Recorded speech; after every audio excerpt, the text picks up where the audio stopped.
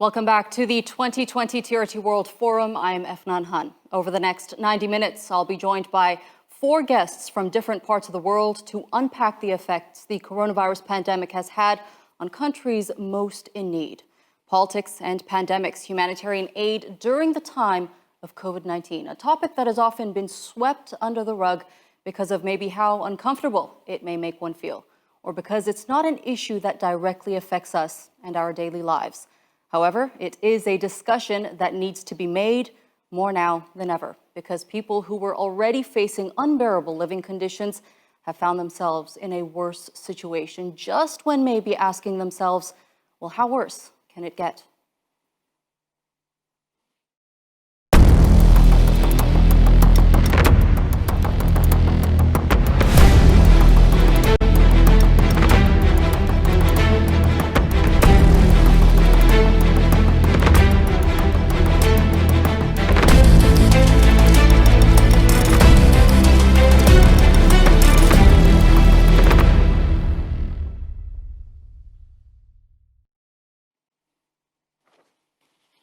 I'd like to start off by introducing my guests. I am joined today by Francesco Rocca, who is the president of the International Federation of Red Cross and Red Crescent Societies. I'm also joined by the Special Representative on Migration and Refugees for the Council of the European Secretary General, Dragoslav Stefanak, the Assistant Executive Director of the United Nations World Food Programme. Valerie N. Guarneri will also be contributing to our discussion today. And last but not least, we are expecting Jorge Moreira da Silva, who is the Director for Cooperation and Development of the Organization for Economic Cooperation and Development, to join us later in the program. Now, thank you all so much for joining us today here at the 2020 TRT World Forum. Now, the coronavirus pandemic has without a doubt affected our lives one way or another. And there are people across the globe that are feeling the consequences of this pandemic much worse than we can ever imagine. Francesco, I want to begin with you. You're leading a prominent organization that provides aid to people in need. How has the coronavirus pandemic changed the way your organization operates and the amount of aid that it's been able to deliver?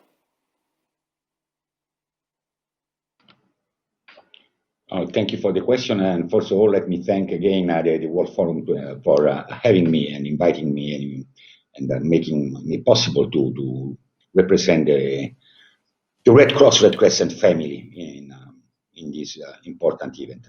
So the situation is very dire, it's very difficult on the ground. As you can imagine, we are in a very difficult situation. I want to give you some example of how difficult it is in the situation for us, without repeating what we have heard in many occasions by the media, by our colleagues about facing the pandemics. I want just to refer about what has happened just in Central America a few weeks ago with the 2 hurricanes, one after the other, Eta and Iota, that struck in countries that was heavily affected. Maybe in other periods we had we would have this news on the headlines of many newspapers on the media, but unfortunately we not have enough coverage, and more important than this, enough support from the traditional donors, and impacting the most vulnerable, the most vulnerable community when you are trying to respond in the poorest area, the most difficult areas in that countries like Guatemala, Honduras, this is Nicaragua, which are paying a high price to the pandemic, a high price to the socio-economical consequences of the pandemic. Our work, I can say, this is very, very difficult, and we are missing, badly missing the support, because of course many of the donors, the traditional donors, the governments, of course, have turned to support internally the needs of their own country. So we are not only the Red Cross, Red Crescent family, but the entire humanitarian system in this moment is heavily underfunded to cope with the several crises, protracted crises or multiple crises, like I mentioned in that area, but we can give you several other examples. So this is in this moment is our biggest challenge that we are passing through.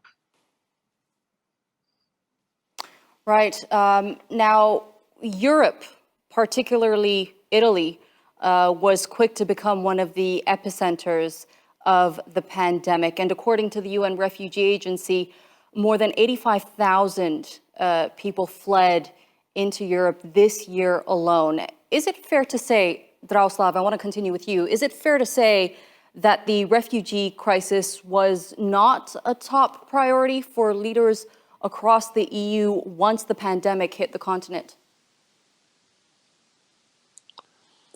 Yes, yes and no. Migrants and refugees are vulnerable group of population in any case scenario, even without pandemics. So now with COVID-19 and Corona time and epoch, they became even more vulnerable, and this situation was exacerbated.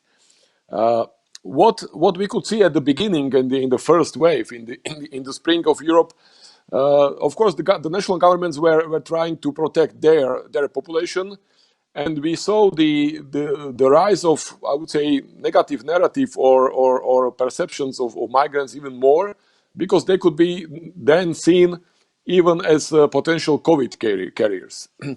At the same time, if we speak in the situation in the camps or centers, they are quite packed down. Usually, the capacity is not sufficient for hosting them, for hosting those crowds. So it was difficult to manage the situation in those centers or in those facilities. How you can do social distancing when you have 10 more people in the center or in the facility than you should have. So I think in the meantime the situation has changed, and I'm saying that every crisis is also bringing its opportunities. And today I heard some news from Italy, and there was some good news also from the other European countries to engage actually the migrants and refugees in providing the services in the healthcare. Of course, provided they have proper background or education or other services to help people or population in the pandemic. So we should also think about this positive kind of angle, that how to engage migrants and refugees into addressing the crisis. Right. Dragoslav, I'd like to pause you there for a second, because it seems like Jorge Moreira da Silva has been able to connect with us here on Tier 2 World. Let me just remind our viewers that he's the Director for Cooperation and Development of the Organization for Economic Cooperation and Development. Thank you so much, sir, for joining us on the program today. Dragoslav, if you would like, I'd like to continue with you. How about the treatment of refugees and migrants since the pandemic hit? Yesterday, during the opening session of the forum, the Turkey's communications director, Fahrettin Altun, mentioned the harsh sentiment Europeans have towards migrants and refugees, but also mentioned the two Turkish-German scientists that came out with the vaccine that could potentially wipe out this virus. And he mentioned how in some countries, refugees and migrants are treated so poorly that they're even blamed for the pandemic. What are your thoughts on that? Yeah, again, I'm coming to the narrative which has been negative even before COVID crisis. Unfortunately, and also this is one of my tasks and the task of the international organizations to change it. Of course, there are many issues involved, including in some of the European countries, including the security issues. On the vaccine and vaccination, I would like to recall the statement made by the International Organization on Migration, IOM, and that is a good point, and I thank you have raised it, because now I hear more and more statements about the vaccination of the population, but we don't hear much about the vaccination of migrants. So I would like to take this opportunity to call on states when engaging in the vaccination campaign, which will probably start the next year, I think in the spring. They should not forget migrants. because that would be a mistake. I would say one sentence which is, I think, quite often quoted: no one is safe until everyone is safe. So if we leave this group kind of aside, that can backfire in a long run. Of course, the migrants and refugees in general, they have very difficult access to healthcare. Usually they have limited health insurance or no insurance at all. You have also language problems. So how to approach the local authorities when you don't speak the language of the destination country, and so on and so forth. It's a long run, but there are many good of migrants and refugees helping actually the local population.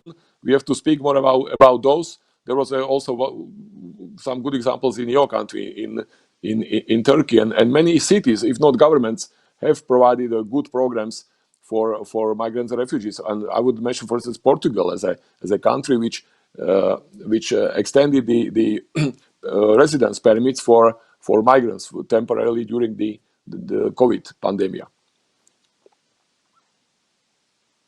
Right. You mentioned the vaccination process for migrants and refugees, Raoslav, and we'll get into that later in the program. Valerie, I want to cross to you and to another part of the world and focus on Yemen for a second here, because it is facing the worst famine the world has witnessed for decades, and it's a very serious problem. And you work for the World Food Program. Just explain to us, if you can, how dire the situation is there for the people there at the moment, and ultimately how the pandemic has affected your organization and the amount of aid and food that it's been able to provide. So much for the question. And first of all, what we've seen broadly, globally, is that hunger has been on the rise in the past few years, mainly driven by conflict, climate, and economic disparities. And COVID has come on top of that, really exacerbating the situation and deepening the hunger, particularly for the most vulnerable. And in that context, we've seen an 80% rise in the people who are acutely hungry, 270 million people facing starvation this year as a result of these multitude of crises, including COVID. And we have 4 countries that are literally at the brink of famine: South Sudan, Northern Nigeria, Burkina Faso, and Yemen. So you asked specifically about Yemen. Yemen is the worst humanitarian crisis in the world right now. We have 20 million people, 2/3 of the population, who really don't know from one moment to the next where their meal is going to come from. The country itself is already dependent. 90% of the food consumed is brought in from abroad, and WFP has been feeding more than 12 million people on a regular basis through a massive humanitarian assistance program. So all of these factors really come home to roost in Yemen. There have been access challenges in terms of reaching the most vulnerable, operational difficulties in terms of identifying and targeting in order to make sure that available assistance reaches those who are most at risk of famine, and then funding challenges. This is a massive operation, and that has required a continual pipeline of cash for purchasing food and for addressing other basic needs among the population. So we continue to work in Yemen along with many UN agencies and NGO partners, looking to ensure that those basic food, water, health, and nutrition, those care needs for the population are met. It requires a massive undertaking, but for sure, Yemen is very much at the front of our minds when we're looking at a hunger pandemic evolving as a result of COVID's compounding effect. All right, Valerie, thank you for that. Now, George, I want to cross over to you.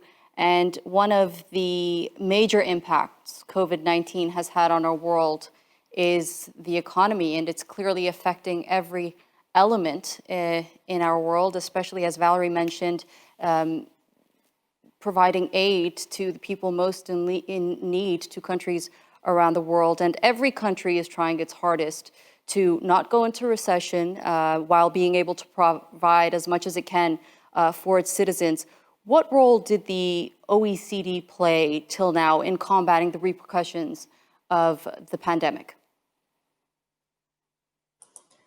Thank you very much. I'm really glad to join this conversation. The OECD, as you know, while being a group of countries with a certain level of development and wealth, is not focusing just on rescuing our economies, but by contrary, helping to boost international solidarity and cooperation in this context. So we have this different expertise from different directorates. We created this data-driven response with the responses from different areas. But in my area, the area on development cooperation, being the secretariat of the DAC, the Development Assistance Committee, we have been mainly focusing on identifying not just the needs, but the real responses through ODA and beyond ODA, through public money, but also beyond the public support. And unfortunately, based in our research, we just launched a few days ago a global outlook on financing for sustainable development. What we are seeing could be named as a collapse of the development finance system. I'm not exaggerating. What we have brought in terms of analysis and facts is that before the crisis, we were missing $2.5 trillion to implement SDGs. Now we are missing 4.2. Based on our analysis, developing countries are facing additional needs of 1 trillion to deal with the crisis. And furthermore, there is a drop on external finance to developing countries due to the huge drop on foreign direct investment and remittances. At the same time that we know that developing countries are facing the perfect storm, not just the reduction on private finance through portfolio investments, foreign direct investment, also dealing with the poverty and the levels of poverty that are being faced now push us back 2 or 3 decades, but also with limited space to use the fiscal policies because several of these countries were already highly indebted for the crisis. So this is a moment where we have to avoid 3 myths or 3 false dichotomies. It's dealing with this crisis focusing only in our own countries, not understanding that we have an obligation of supporting our citizens, our economies, but at the same time boosting this collaboration, helping others to address the crisis. Second, we have to avoid a false dichotomy between this crisis and climate crisis and inequalities and poverty. We cannot make a blind choice. We have to address in the response to COVID also all crises, including climate and inequalities. And finally, we have to avoid this false dichotomy between policy and finance. Finance alone won't fix the problem. Let me give you one figure. We have $379 trillion available in the financial market, capital market, insurance, institutional investments. So the problem is not the availability of the resources, is the policies to ensure that we align all resources with SDGs, and only 1% additional funds from these 379 would be sufficient to fill the gap that we are now facing. So this is a moment for multilateralism, for collaborations, for solidarity, and of course the OECD is happy to join forces with other international organizations, with developing countries and with the members of the OECD. Great point you made there, George. We're going to get into that a little bit later. But do you think there was a drastic change in economies around the world once the announcement of a vaccine was made? Well, let me say something before the vaccine and after the vaccine. I think that there was a response from the UN, from World Bank, from multilateralism that was compelling. I know that we tend to identify problems and efficiency issues. But I think it's important to recognize that there was an overall effort that was coordinated. Also, the role of the G20 was relevant in this context. Again, UN and World Bank providing concrete support to developing countries in the short term. But I think that also the DAC members, the members of the Development Assistance Committee, according to our initial figures, $12 billion were mobilized to COVID response through members of the OECD.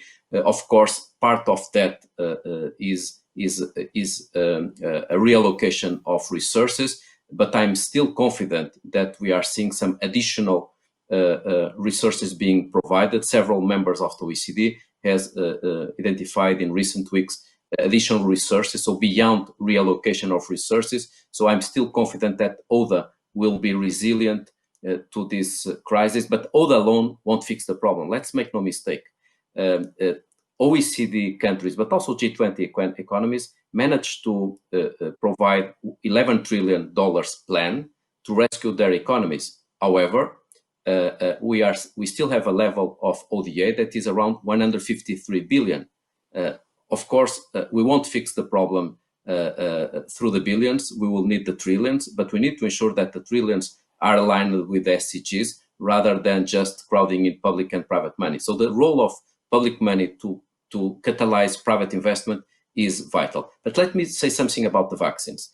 The access to vaccines will be a game changer on multilateralism and on collaboration and coordination. And some signals are worrying. We know that there is huge pressure in our constituencies to get access to the vaccines the soonest, and we risk to have developing countries not getting the access as a matter of priority. So good signals are also emerging from COVAX and the ACT initiative. But again, we have to ensure that developing countries will have the vaccines in a equal and well coordinated manner. So that there is the need clearly for a good plan, not just on mobilization of resources, because for many months we have been focusing on getting the resources to COVAX, getting the donors providing the resources to COVAX, getting scientists getting the vaccine. Right. Now we have to focus on ensuring the equal access to vaccine by developing countries. Very interesting point you made there. I just want to bring in Dragoslav now. Is there a specific, taking into consideration the treatment that of refugees and migrants in Europe that we were speaking about earlier, is there going to be a protocol that will be followed when it comes to refugees being able to get vaccinated, or are they going to be placed in another category where they're only going to be able to have that access to the vaccination after EU citizens get vaccinated?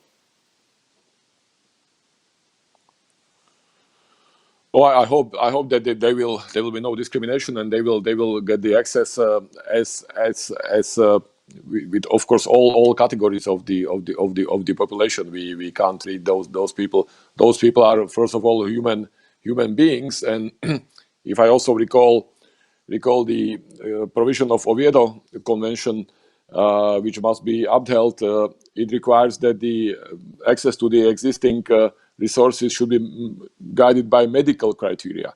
So we should not create any categories which are more favorable or less favorable. Of course, I understand. I'm not a doctor. I'm a lawyer. I understand that the vaccination will be first given to those group of professions like doctors or medical services and the elderly population which are most critically hit. But in the migrants or refugees population, there are different segments. You have elderly population, you have women, you have pregnant women, you have children. So you have all the it's basically the segments of the population of a receiving country. Simply now I can only say that we are saying or calling that migrants and refugees should not be left out. And that is the call which should be made already today, and it's already made by the, as I recall, the International Organization on Migration. And this call should be strengthened when the real vaccination will come and will be implemented in beginning of the year or in the spring of the 2021. We are not humanitarian organization, so I can't tell you details about the actual implementation of the vaccination, but we will look at that definitely also from the protocol.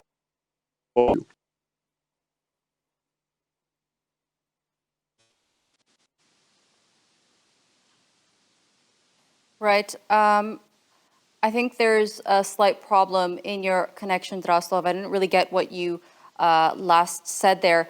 But taking your expertise into consideration, what do you think needs to be done while working with refugees and migrants and making sure that they do indeed receive some sort of treatment and vaccination and better the healthcare system for these people that are put in a vulnerable category? As I said, I don't know if you heard my first intervention. I think there should be no discrimination and no differentiation between the population of the destination country and migrants and refugees. All human beings are equal and should get the standard according to medical needs. So I also rely on the humanitarian organizations, on the UNHCR, IOM, and also on the non-governmental sector to help with this.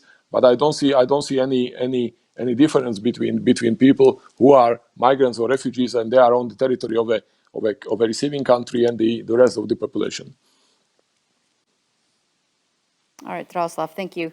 Now, Francesco, I just want to cross over to you, given that we're speaking about refugees and migrants, and whether it be in Sudan or across Europe or in Asia, it really brings us down to thinking, well, the Western world won't have much to worry about when it comes to attaining these promising vaccines done by Pfizer and Moderna, but we can't ignore the fact that the millions of people living in camps across the world, for example, in Syria's Idlib province, probably won't be able to get vaccinated with these so-called good vaccines. What do you think needs to be done in that front? So I think that my answer is not very far from what Mr. Stefanek just said. I think that it's important to call the governments to give an equal opportunity and equal access to every human being. This is why we are so vocal in advocating for protecting the vulnerable communities. And of course, when we talk about vulnerable communities, migrants and refugees are maybe the most vulnerable one in this particular moment because several factors that we discussed in many occasions.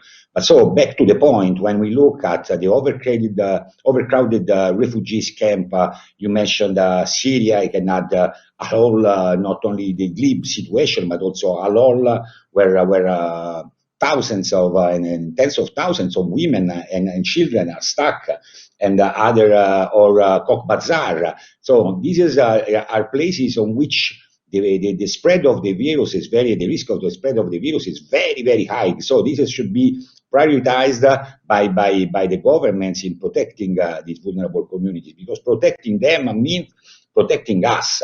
This is what should be understood by everyone, because we mentioned the motto that we are using, all the international actors, no safe if everyone is safe. That means that we cannot use the vaccine as a nationalistic tool. I've stated this very, very clear, because if our neighbor is not safe, we are not safe. And the dynamic at global level is like the one that we live in our own buildings where we live. So we have to protect everyone. This is something that must go beyond a xenophobic approach and other things that unfortunately we are experiencing, especially in the Western country, growing and growing. We must be very rational. We must torpedo this wave of fake news, not allowing that the opposite is happening, that the big spread of fake news, especially about migrants and refugees, bringing the virus in the country, allowing to spread in our communities. So this is a reason of concern, and we must be vocal. Because, of course, it's not up to us. I think, with all the respect for my colleagues present today, we are not the one. It's about the governments that might take their own responsibility. And this is the moment on which we have to prioritize who are the most vulnerable, and starting from them.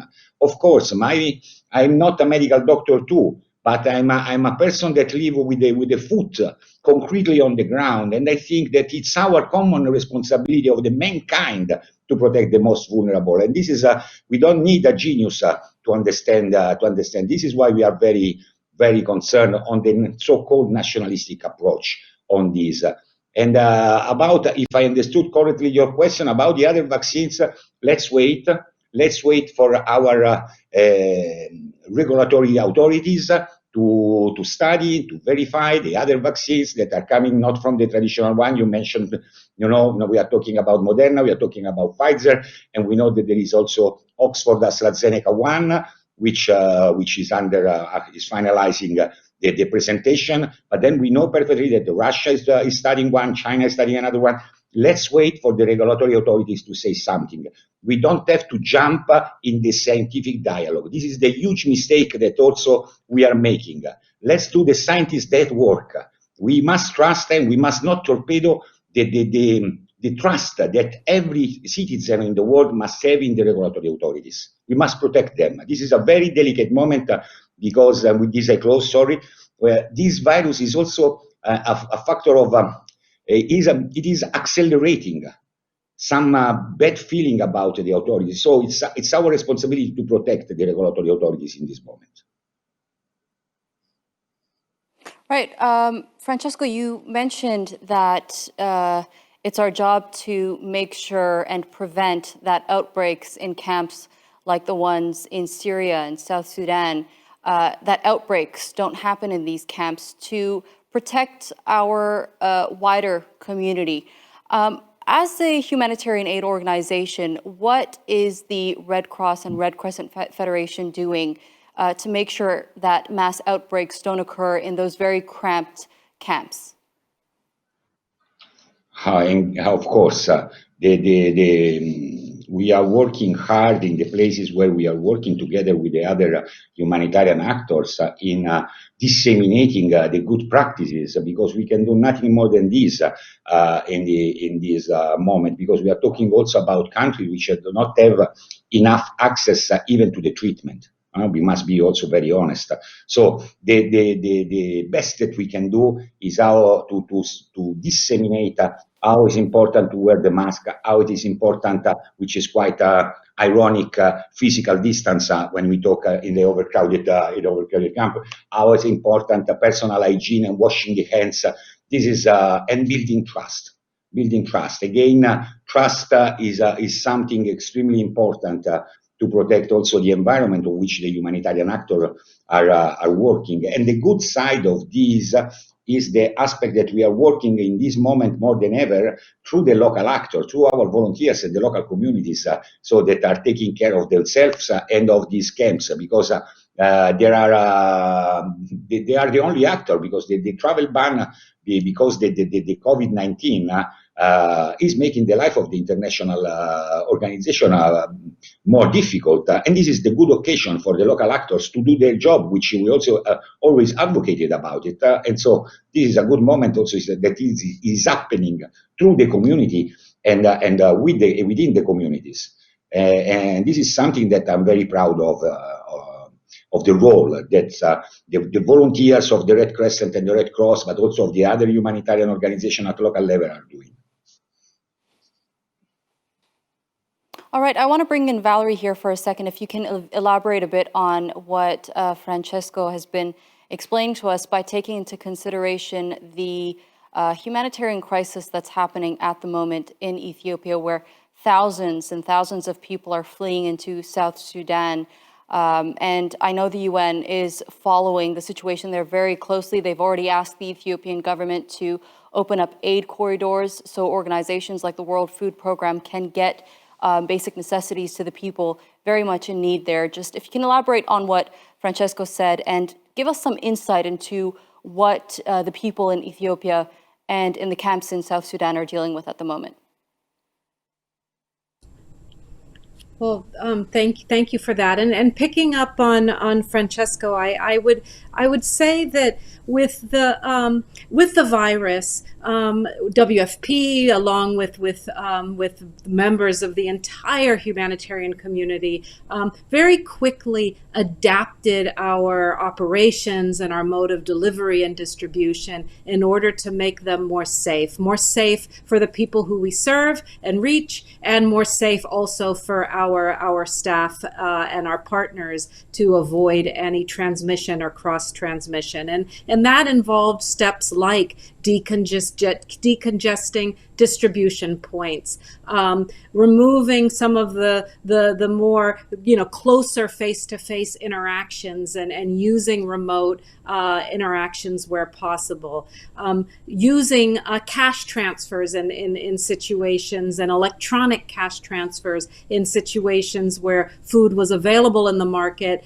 but people didn't have the means in which to purchase it, but removing some of the or adapting some of the identification criteria, like, for instance, fingerprint identification, in order to avoid many people touching the same devices. So a lot of steps taken. Of course, the protective equipment for staff and partners and for beneficiaries, and the social distancing that Francesco highlighted is also a key part of that. But what we're generally finding, in addition to that, and despite the importance of that in the 83 countries where we work on the ground, it's the socioeconomic impact of the virus that is driving vulnerability more than the risk of the disease itself. And so that is the main impact that we're seeking to address. And we, 20 countries have seen the cost of basic food items go up by 10%. A few countries, Sudan, Lebanon, have seen a doubling of prices of basic food items in the market. In Syria, we've seen the prices go up triple, 3 times. So all of this basically ensures that people, their access to food and basic needs is hindered, both on the one hand by the rising prices of these items, and also by the job losses and the remittance losses that are severely impacting their income streams, basically. And so it's because of this that we've seen the needs go up so high, on top of the conflict and the climate shocks. And so you referenced specifically Ethiopia. The situation in the Tigray region is another example of how conflict impacts both on the ability of populations, including the 800,000 people who were already dependent on assistance in the Tigray region pre this conflict, but it impacts their ability to access services. And of course, it impacts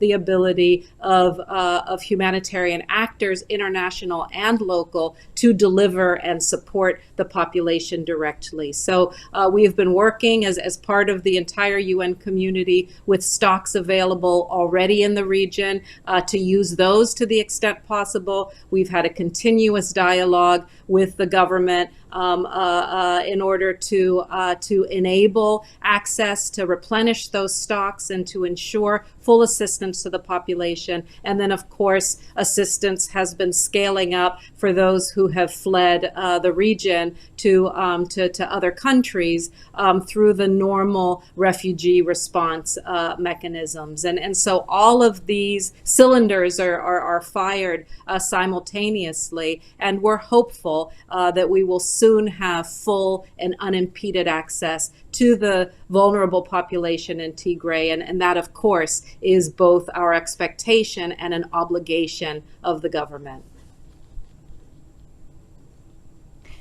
If I'm remembering correctly, you said 250 million people are hungry and are in need of food at the moment around the world. How important is government cooperation with an organization like the World Food Program to ensure that you're able to deliver food into these countries in need? So just to clarify, there's 690 million hungry people around the world. But within that, we have 270 million acutely hungry. This is literally people who don't know where their next meal is going to come from. And they're the target of our emergency action. This year, WFP, we normally reach 100 million people in a given year. We're on track or we've already reached that number this year, but we're scaling up operations to reach 138 million people with basic emergency assistance in order to ensure that that next meal for them is covered, whether by providing them with food or by providing them and connecting them with the cash that they could use to purchase that food in the market where they're finding prices are going up. So our work absolutely requires cooperation. We work with the assurance and the invitation, actually, of the government to provide our support. We count on government in accordance with international humanitarian law and good moral behavior to provide the access and security that we need in order to reach and assist the most vulnerable in a manner that's in full accordance with humanitarian principles. So allowing us to identify and target the most needy, impartiality, to work neutrally without support for political views and in favor of humanity, and to have the operational independence that we require to do our work. So in the countries where we work, we rely on that. In difficult situations, we work closely both with national government but also with local authorities on the ground in order to ensure that assistance is provided. But not only are we looking for government cooperation, we're also looking for government action because far beyond the very important and essential humanitarian assistance that we're provided and that we're supported to provide by the generosity of the donors that finance us. But these needs, with hunger, with health needs, with all of these issues, require governments themselves to be stepping up and strengthening their own safety nets and social protection systems in order to reach the most vulnerable. And so a good part of our job is to strengthen those systems to ensure that they are providing the level of assistance necessary and that they're inclusive of those who are most vulnerable in the country. But fundamentally, those are national systems that government is empowered to create, to deploy, and ultimately to finance, even if there is support that is provided from time to time. So we do count on that engagement of governments fundamentally to get the job done. Right, Valerie, I was completely off on that number. Thank you so much for correcting me there. I want to bring in George now. And George, one of the promises of the 2030 Agenda for Sustainable Development adopted by all United Nations member states in 2015 was to leave nobody behind. Do you think countries could have taken the necessary steps towards that promise despite the pandemic? Well, we were already off track before the pandemic, so let's make no mistake. So the question now is how to ensure that we use the SDGs and the 2030 Agenda as the right framework to address the short-term needs, the emergency, but also a response for the mid and the long term. And I think that we tend to reinvent the wheel too often. And I think that in this case, we just need to go from design to implementation on the SDGs, on the other components of the of the 2030 Agenda, including the financing for sustainable development. But this is also an important moment to address fragility. As other colleagues mentioned in this panel, this crisis just put it an additional layer on already highly fragile context. As you know, the OECD, through the States of Fragility report, we have been insisting on the fact that unfortunately 76% of the poorest live in fragile contexts. And our report shows that this crisis, the pandemic, is exacerbating the fragility dimensions in those countries. So we really need to address the prevention agenda. Secretary General Antonio Guterres has been insisting in this point. This is the moment for giving priority to the prevention agenda. And this also tells a lot about how we allocate resources. As you know, we are the custodians of ODA, and we are all proud with the fact that 25% of ODA is being allocated to fragile contexts through humanitarian aid. But then if you ask how, you realize that only 4% of that is being allocated to prevention and only 13% to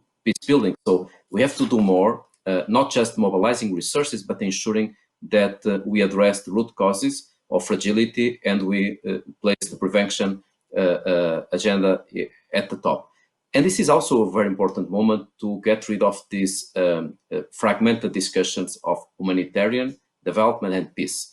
We have a nexus agenda, and now with a new recommendation agreed at OECD on the nexus humanitarian development peace, we have to apply it in a concrete manner when we program, when we plan, and when we finance. And I think that this crisis, the COVID, is a stress test for this nexus. So I think it's important that when we address the humanitarian needs in the short term, and this is vital, creating, of course, the focus on the safety nets, everything that colleagues already mentioned, we also create the conditions to address the response through development to the post-COVID. And I think that bringing the lessons learned from this crisis when addressing global public goods is also important. We know that the multilateral system is vital. With this crisis, I think it's something that is tangible for everybody in the street. So this is not for experts, for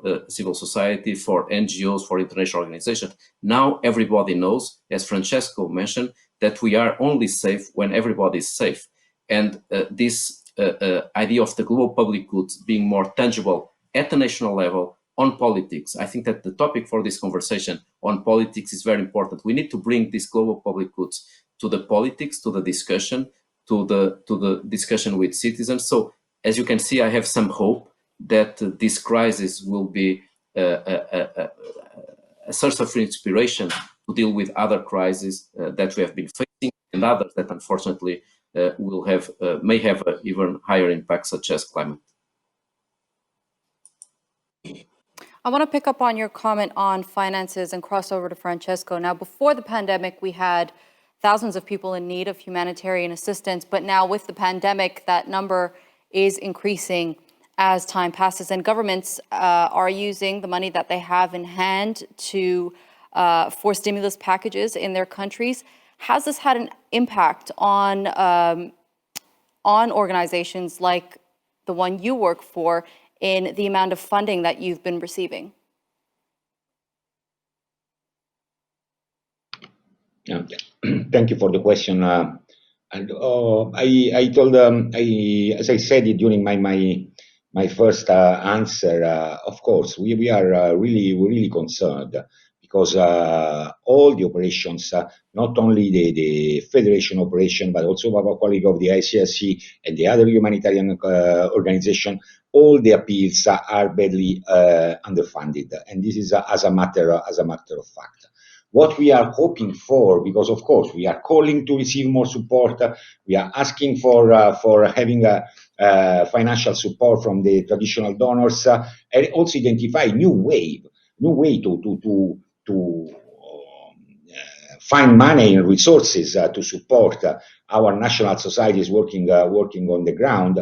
We do hope that the recovery plan that the international community and the governments are setting up to tackle the socio-economic crisis will be green and resilient and inclusive. This is a huge opportunity to be optimistic for the future. So again, in this particular moment, it's not about, unfortunately, as a matter of fact, we are passing through heavy difficulty, serious difficulty in fulfilling our mandate on the ground for the lack of funds, but we are doing desperately what is needed to support those needs. On the other hand, I think that the governments have the ball in their hands, and they can make the difference on this big plan that they are setting up to tackle the socio-economical consequences of the. If these investments will be green, resilient, and inclusive, that we could make the difference in the middle term. And we will see the good consequences and the good benefits, especially in the poorest country, towards the most vulnerable communities in a middle term. And this is something that is making me optimistic, of course. Then we will see concrete facts, and we will see if the governments will be able to match these expectations that are coming from the humanitarian actors.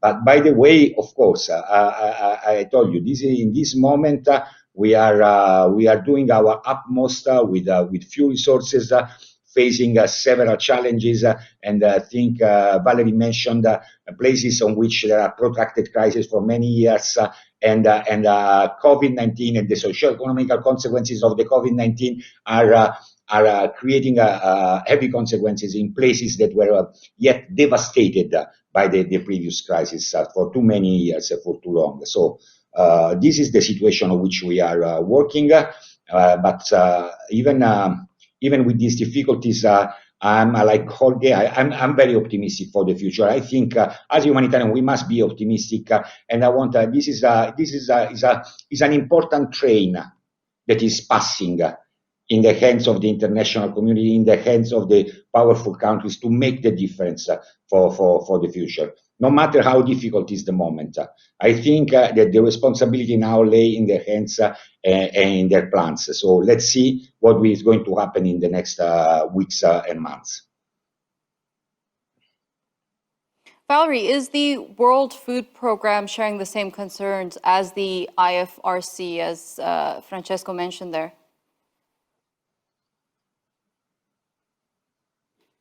Well, we're sharing the same concerns. I think we can't help but be concerned. This year, we did have and worked very hard to receive generous contributions from our member state donors, and as a result of that, we have been reaching our funding targets for this year. But the needs are still outpacing substantially the amount of resources that are at our disposal. And when we look forward to 2021, we're concerned, like Francesco, like all organizations are, that the domestic pressures that come with the fiscal stimulus packages that nations have had to do to deal with their own recessions may impact on their ability to be similarly generous in the face of the growing challenges that we expect next year. So this is not the time to take the foot off the accelerator on that one. More is needed. Governments need to continue to step up to address these growing needs. They need to understand and recognize and translate that recognition into their policies and their financing, that indeed this is we're all connected, and this is a global effort. We have to,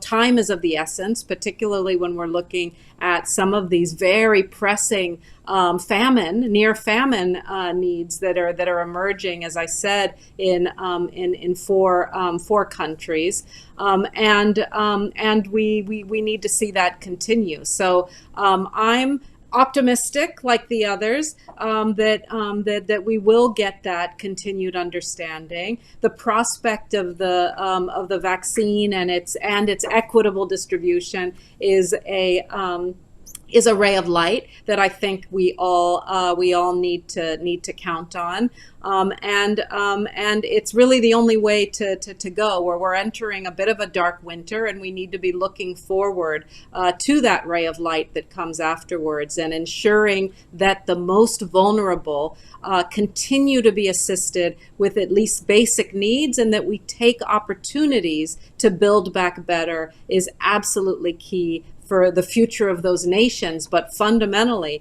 for the world. Right, Valerie, I want to bring in Dragoslav now, and I want to talk about the amount of job cuts that we've seen across the world and in Europe.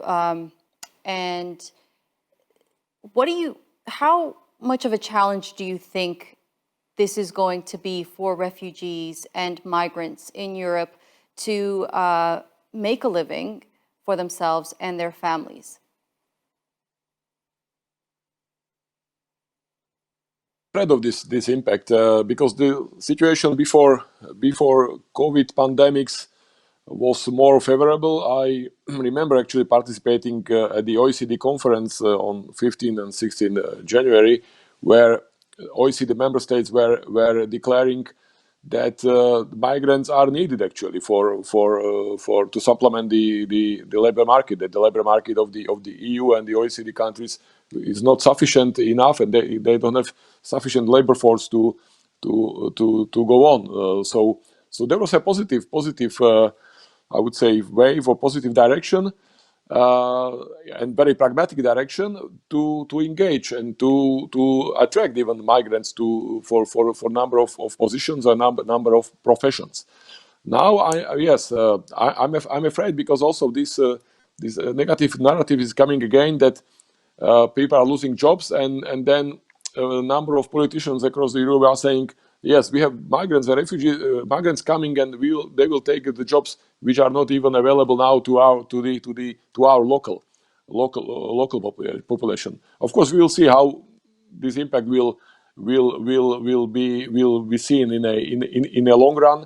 But yes, this is a matter of concern. Maybe OECD can also provide some prospects or visions or figures.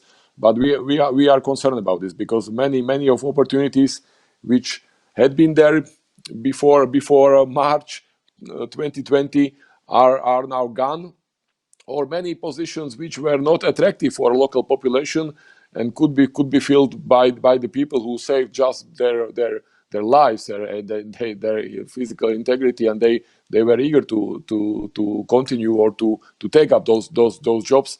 They are now taken, or they don't exist. Let me bring in George in then now. George, do you have any comments to make on Dragoslav's statement?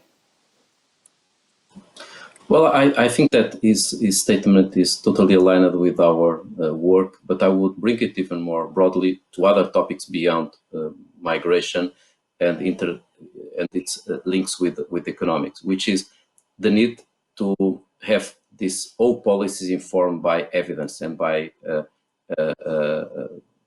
science. I think that this crisis has revealed the real need to build trust on institutions, on scientists, following their advice. The same will happen on the climate crisis, and I think that bringing the evidence is fundamental when we know that social unrest and populism may use this crisis to challenge other policies and other assumptions. So those that work in humanitarian and development, working at the national but also at the international level, I think that we should bring the evidence case for all policies during this crisis, but beyond this crisis. For example, on vaccines, I was checking before this debate, when everybody is so committed to get the vaccines access to all, that in 2019 we have almost 14 million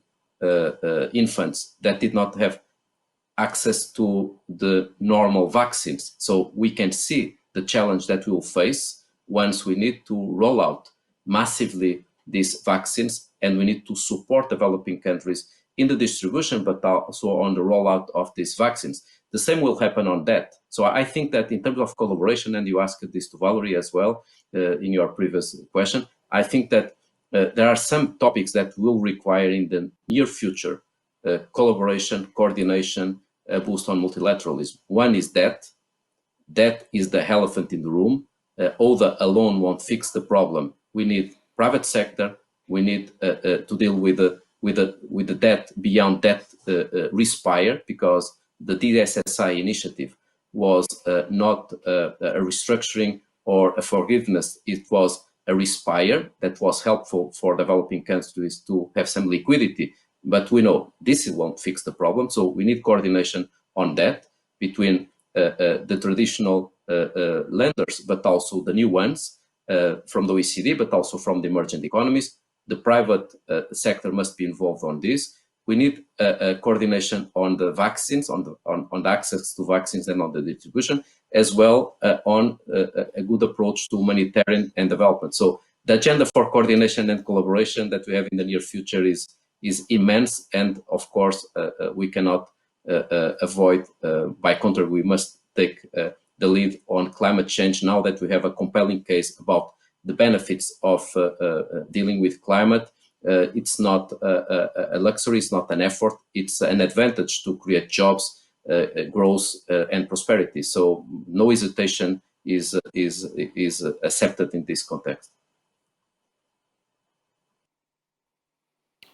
Right, so I want you to elaborate a bit more on the job cuts that we've seen across Europe, in the Americas. Millions of people have lost their jobs, and they've been put into the category of being the vulnerable community. How do you think we're going to be able to come back from that as a wider community? I think that we will need coordination and collaboration. I'm coming from a country that I was minister in Portugal during the big crisis, the austerity. A few years ago, we were under a memorandum of understanding with IMF, the European Central Bank, the European Commission, to rescue Portugal. The same happened with other countries in the south of Europe during the post-financial crisis. And you know what helped us was the fact that we could use the global market to export some of the goods that in Europe there was no space to deliver. Why? Because Europe was during a crisis. What have we learned? That we are totally dependent, we in the North, we in OECD countries, from the global growth. So I think it's very important to take in consideration that there will be no growth in OECD countries. There will be no growth in individual OECD countries. There will be no growth in the G20 economies unless we help developing countries in this pathway, especially in the context where tourism, trade are going down, with foreign direct investment being squeezed. Therefore, I would say addressing the job creation and growth in OECD countries is vital. Structural reforms are needed. Financial support, investment, public but also private investment is vital. But I would say we won't leave this crisis alone, and we need this collaboration and coordination. So I insist in one figure that I think it's quite impressive. We managed to get $11 trillion mobilized in the last months or 6 months, but we did not get the chance to provide the resources that, for example, the Minister of Finance from Ghana has been asking on behalf of Africa. He has asked for $10 billion per year in the next 3 years to deal with this crisis. 11 trillion were mobilized, but we didn't get to the 11 billion additional that is needed for this year. And is calling for a tectonic shift on the financial system. So I hope that we won't lose the opportunity of this crisis to really address the complexity of the system, of the development finance system, and being brave and bold. I don't remember any big crisis that did not inspire reforms and transformation. I think that the development cooperation is in this market for good ideas and for collaboration. All right, I want to take a moment to focus on the role of media, because media played a major role when it came to covering the coronavirus pandemic, especially focusing on the most vulnerable communities around the world who are facing a humanitarian crisis. Valerie, let me cross over to you. Do you think media organizations have lacked in bringing awareness to various crises war-torn countries are facing, and has media coverage helped or harmed your organization's works? I think media clearly plays an important role when it comes to the role for mobilizing attention and support. I would say that certainly, what's colloquially known as the CNN effect is plays a role in emergencies and in humanitarian crises. And so when media attention comes on a crisis, it does bring additional attention, and with that attention comes pressure and resources to support action on the ground, and so that can be quite positive. One of the areas where we've been less successful has been in kind of holding that media attention for long enough to really get at some of the complexities of the crises, the root causes of those crises, and the action that is also needed by a range of different actors in order to address these in a sustainable way, build resilience, etc. And so here I would say that media attention tends to be a little bit fickle, and it would be good to see a media focus staying with these very complex situations a bit longer and beyond the kind of the headline and the story of the moment, and that would enable work to be sort of simultaneously addressing the short-term and the long-term needs. So I'd like to see a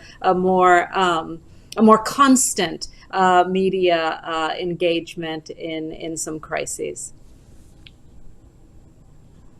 What about you, Dragoslav? How do you think media outlets in Europe have dealt with depicting the refugee crisis and how vulnerable of a community they are, especially in light of the coronavirus pandemic? Yeah, I think media play a crucial role in perception and in creating positive or negative narratives. And I would like to thank TRT for having this webinar and the conference concerning these very topical issues concerning migration and refugees. We are now about to adopt a new action plan in the Council of Europe concerning the migration and refugees, and part of that should be also to work with the media to provide them necessary information, objective information, and also to provide them with good practices and good examples of the work with the migrants and the refugees. Unfortunately, of course, the reality is that the media, they are focused on they quite often they like more negative news rather than positive ones, because they attract more attention of the public. But I can't say that the media would play, I would say, negative role in the pandemics situation. I think the news and the reports were quite objective. Of course, you can build and you can try to build positive narratives and positive consideration, but then sometimes it is destroyed by one or two events which and by some individuals, which actually destroys also the image or the perception of hundreds of thousands of people. So I think media were more concerned with the security issues in connection with migration and refugees, rather than I haven't noticed much about the portraying migrants as possible COVID infection and bringing the COVID infection into the European continent. But still, work has to be done. What I'm more concerned sometimes when I'm reading the comments under the articles, especially on the internet portals, and there is also one judgment of the European Court of Human Rights. Then media should take responsibility and to deal with the hate speech and hate comments, which are often under the relevant articles coming from, also including the migration and refugees field. Definitely some good insight there, Dragoslav. Now, George, I want to cross back to you and bring up the multilateral cooperation that you had mentioned earlier in the session. How important is multilateral cooperation to overcome global challenges, and how do you evaluate the current cooperation among countries, and what should the renewing of and reforming policies be once this pandemic is hopefully over? Well, to avoid repeating points that I've made previously, and I've been emphasizing a lot this idea of the multilateralism that is needed and the push for global public goods, I would say that it's important to avoid what we could call a multilateralism à la carte. Our recent report on multilateral development finance has outlined the fact that because countries are increasingly earmarking their contribution to UN agencies, but also to other international entities, in one hand, they are more connected with some of the policies, but in the other, they create some additional pressures in the system and therefore creating the space for what we could call a multilateralism à la carte, the same way as the dependence from some international organizations from one single donor. Everybody noted what happened when the US decided to stop funding the WHO. We realized that Bill and Melinda Gates Foundation became the top donor for this international organization. So I could name other institutions and other organizations that are not just facing resources constraints. This was already mentioned in our conversation, but also the dependence from a small group of donors, and therefore some unpredictability being an issue. So I think that this crisis should inspire all members of the international system, governments, to better support the multilateral system, as well as the reforms that are in place in the multilateral system should, of course, continue bringing this accountability and efficiency and effectiveness component that is vital. But let me, in 30 seconds, if I may, emphasize a point that you have mentioned earlier on the role of media. I think that it's vital, also dealing with the multilateral organizations and the need to bring citizens to this debate, to bring evidence and facts. If you discuss refugee crisis in Europe, you ask European citizens, and they would think that all refugees are being hosted in Europe and have crossed the Mediterranean. But then you realize that 90% of the refugees are precisely hosted in developing countries that were already facing huge problems. So the citizens, in many occasions, they are not really aware of the facts and of evidence, and therefore some choices are not made in a well-informed manner. So we won't get rid of populism unless we bring facts and evidence to the political debate, and therefore the media plays a vital role, not just for this crisis, but for all crises that we have been facing and will face in the future. And this is vital to the multilateral system. We need multilateralism to be part of the political discussions at the national level, rather than just something that is addressed by heads of state and government in global summits. So we need citizens to be part of this game. Right, definitely. Francesco, I want your comment. I want you to comment on that and tell me how crucial multilateral cooperation is between countries to ensure organizations like the IFRC can conduct its aid work. Yeah, look, I share 99.9% of what just Jorge just said. So I don't want to repeat his comment and his views on the importance of the multilateralism and how it's vital for the humanitarian organization, the humanitarian role of the ground. But I would be a bit more focused, if you allow me, on the role of the media, especially during this pandemic, because I think that, of course, it's quite obvious that the role of the media is vital, the role of the media is extremely important, etc. But as a matter of fact, especially in the Western countries, in the recent months or since the beginning of the first wave of the pandemic, media started to follow the politics and not the human beings. And unfortunately, in my opinion, there is also a shared responsibility in this difficult moment that we are living in our civil society, because instead of being stuck to the facts, in too many occasions I've seen media following the different opinion of the scientists, and this didn't help the civil society in our countries in elaborating what was happening. While the scientific community was still working about the virus to try to understand what was going on, which was the best treatment, etc. No, we started to see a very exacerbated debate about what was just or unjust, how to respond to the virus, and this didn't help the communities and this for me is an important responsibility when it comes about the role of the media during the pandemic, and I mean this is especially at national level. And then if I can add also about migrants and refugees, you know that also our organization is working hard on this field, and even on these.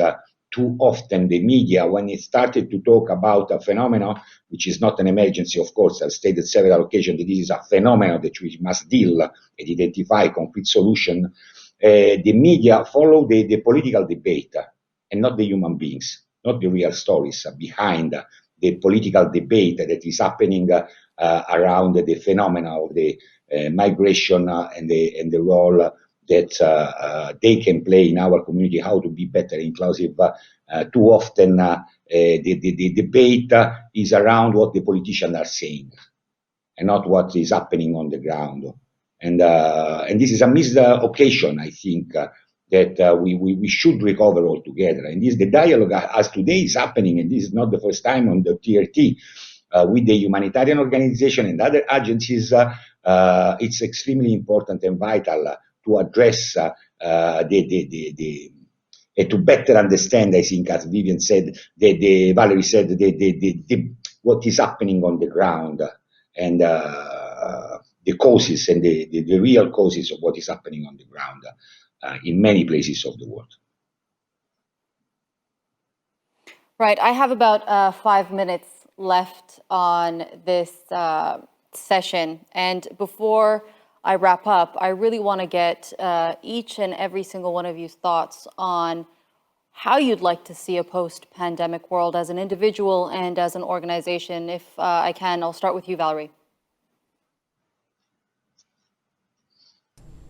Well, I mean, I'd like to see a world where we are using evidence, science, and data to inform our policies and our action.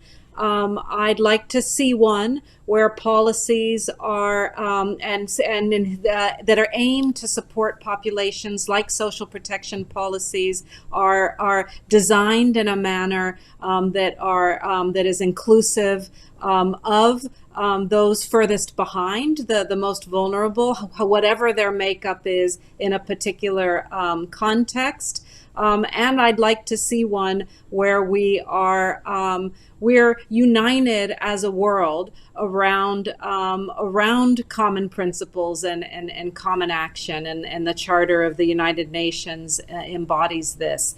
Obviously, I'd like to see a more peaceful one and a less hungry one, and these are aims that we must subscribe to and work and champion to achieve.